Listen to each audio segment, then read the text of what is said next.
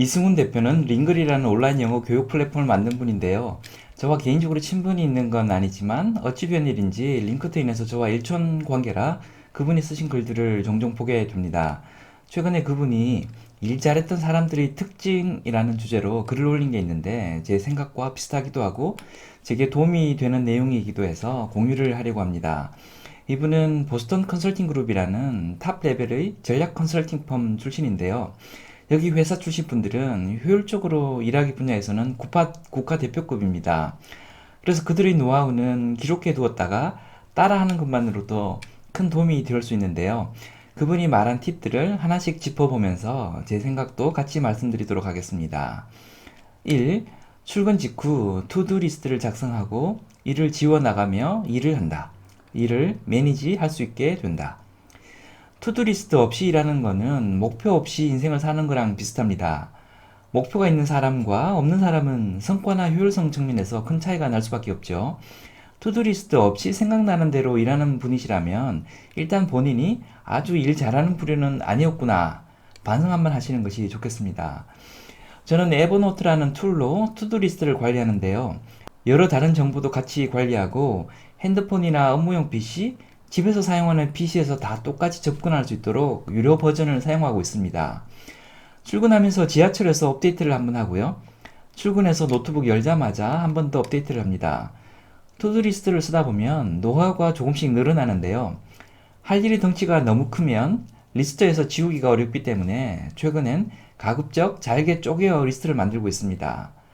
리스트를 잘게 쪼개어 기록하는 버릇을 들이면 업무를 어떻게 진행할 것인지 시뮬레이션 하면서 미리 준비해 볼 수도 있고 진척이 있을 때마다 하나씩 지우면서 기분을 전환시킬 수도 있어서 좋습니다. 최근엔 업무 카테고리를 우선순위와 지속관리 업무 두 개로 나누어 관리하고 있습니다. 계속 반복되거나 두고두고 생각해야 하는 업무를 같은 하나의 카테고리 안에서 관리하려니까 리스트에서 쉽게 지워지지도 않고 관리되지 않은 채 잊혀져 버리는 문제가 있어서 관리 방법에 변화를 주게 되었습니다. 이렇게 투두리스트를 관리하면서 자기 업무 상황에 맞게 관리 방법을 바꾸면 자신의 업무 역량이 조금씩 업그레이드 되는 것을 느낄 수 있습니다. 2. 주기적으로 피드백을 요청한다. 익스펙테이션을 매니지 할 수 있게 된다. 업무를 맡겼을 때 수시로 물어보고 수시로 진작 상황을 업데이트 해주는 사람들이 있는데요. 그러면 팀장 입장에서는 엄청 귀찮을 수 있습니다. 하지만 그런 사람들은 팀장으로부터 인정받을 수밖에 없죠. 팀장이 바쁜 척하고 귀찮아하더라도 물고 늘어져서 피드백을 받아야 합니다. 데드라인 마지막까지 혼자 끙끙 앓고 있다가 막판에 요청한 것과는 딴판인 이상한 거 들고 오면 정말 황당해집니다.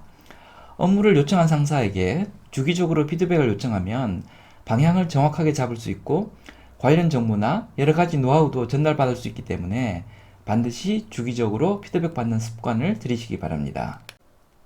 3. 두세 시간 간격으로 일을 잠시 포즈하고 정보를 메시지 시사점으로 만들어 본다. 답을 제시할 줄 아는 인재가 될 수 있다. 저도 사실 이렇게 일하지는 못했는데요. 배울 점이 많은 노하우인 것 같습니다. 저는 대신 아침 미팅이나 비주기 미팅을 앞두면 요약 보고하는 상상을 하면서 내가 하는 일을 정리하는 버릇을 들였던 것 같습니다.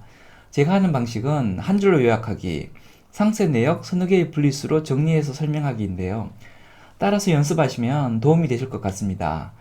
이분이 이야기하신 것처럼 두세 시간마다 한 번씩 내가 하는 일을 정리하고 이 일이 우리 팀이 하는 업무 관점에서 어떤 시사점을 주는지를 뽑아내는 버릇을 들이면 관리자의 인사이트를 가지는 데 큰 도움이 될 것 같습니다. 그 말은 곧 관리자로 빨리 진급하는 데 도움이 된다는 뜻이기도 하겠죠. 4. 아이디어는 6하 원칙을 기준으로 누락된 부분이 없는지 꼭 체크해 본다. 누구에게, 언제, 어떤 채널에서 무엇을 어떻게 제공해야 하는지, 왜 그래야 하는지. 저는 보고서를 쓸 때 누군가가 이 보고서를 보고받거나 읽고 있는 상황을 상상하면서 내용을 보완합니다.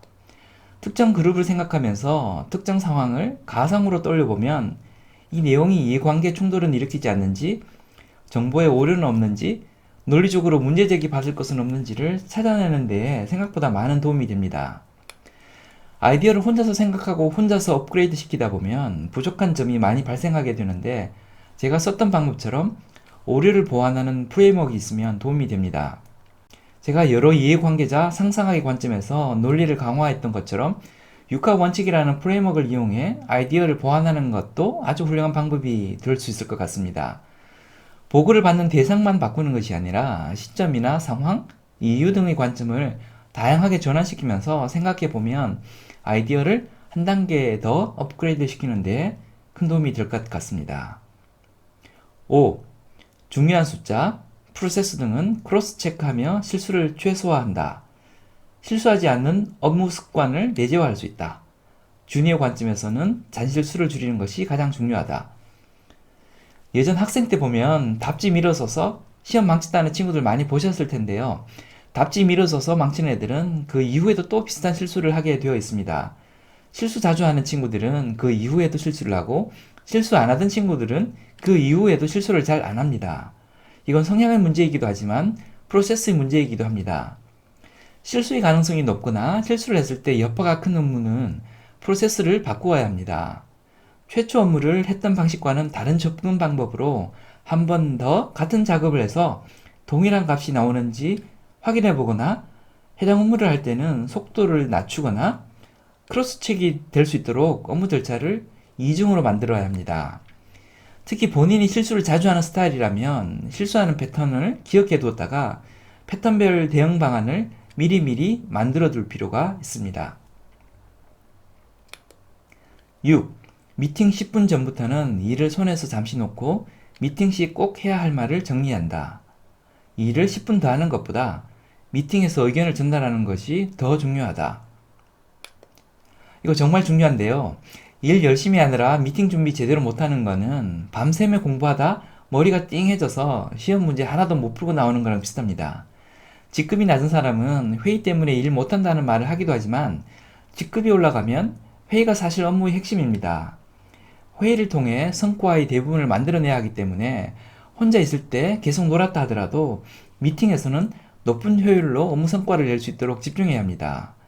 미팅의 성과라 함은 효율적으로 업무 지시를 하거나 임팩트 있는 의견을 취합받거나 회의 참가자들을 설득해서 무언가를 하게 만드는 것이 되겠죠. 저는 아침에 출근하면 스케줄표를 확인하면서 제가 주재하거나 제가 중요한 기여를 해야 하는 미팅이 뭐가 있는지, 그 미팅을 어떻게 주재해야 할지, 그 미팅에서 어떤 정보를 전달해야 할지, 전달할 자료들은 준비가 되어 있는지 등을 체크합니다. 아침에 출근을 하자마자 준비하는 스타일이 아니라면 내가 깊게 관여를 해야 하는 미팅에 대해선 적어도 미팅 시작 전에 10분 정도는 집중해서 준비를 할 필요가 있습니다. 전체 11가지 중에 6가지를 말씀드렸는데요. 길어진 것 같아 나머지는 그 다음 2편에서 전달 드리도록 하겠습니다. 그 다음 편에는 BCG 컨설턴트만이 할 수 있는 인사이트 깊은 노하우도 있으니 기다렸다가 같이 봐주시기 바랍니다. 지금까지 장프로였습니다. 감사합니다.